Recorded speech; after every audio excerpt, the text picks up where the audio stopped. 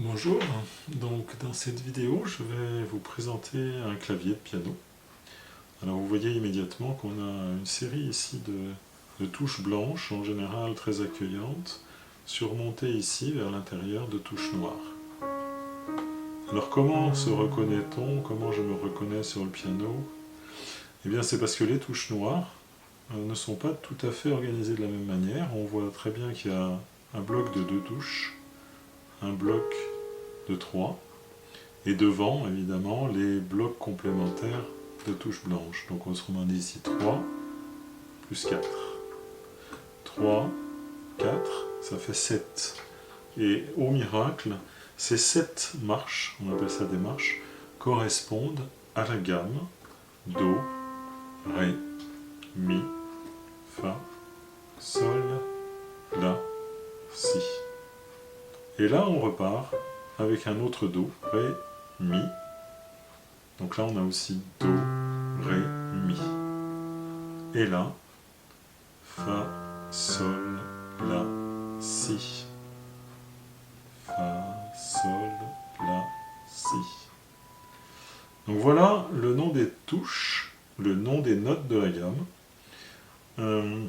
Alors ce nom en international est un petit peu différent puisque les Allemands utilisent des lettres, les anglo-saxons des lettres A, B, C, D, E, F, G.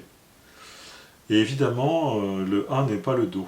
En fait, pour savoir qu'est-ce que c'est que le A, il faut simplement se mémoriser que l'instrument est accordé sur une note qu'on appelle le La.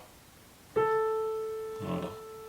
Le La qui est là, mais qui est aussi là. Voyez ?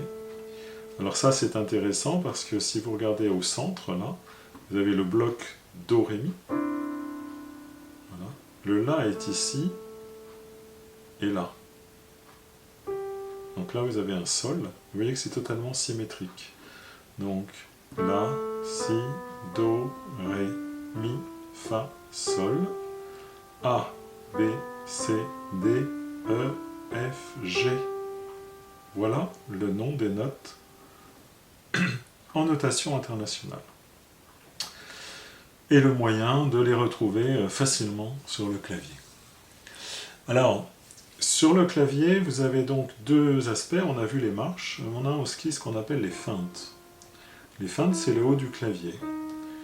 Il existe des normes, de la même manière que les marches ont toutes la même largeur. Ici, les feintes, même si ce n'est pas évident quand on regarde, elles ont la même largeur aussi. C'est-à-dire que là, j'ai 11 mm et demi entre chaque note. Ce qui est assez pratique, ça permet de mettre des règles éventuellement, si on veut choisir une gamme particulière. Et là, ici, j'ai 12 touches, 12 notes, en fait, qui sont les 12 notes de l'échelle chromatique à tempérament égal.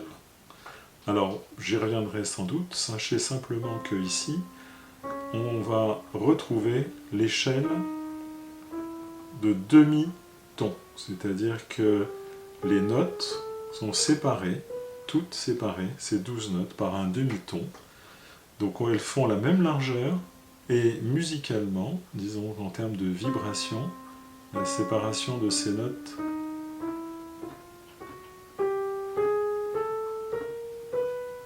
est de un demi-ton. Voilà, à bientôt.